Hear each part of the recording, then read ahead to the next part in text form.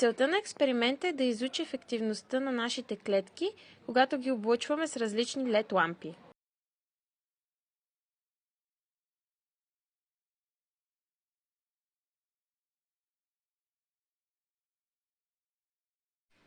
Опитната ни постановка се състои в следното.